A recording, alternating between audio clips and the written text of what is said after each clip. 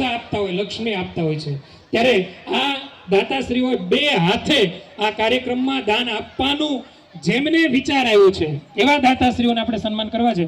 પણ એક વખત જોરદાર તાળીઓ થઈ જાય પછી હું તમને કહું શેના માટે તાળી થઈ.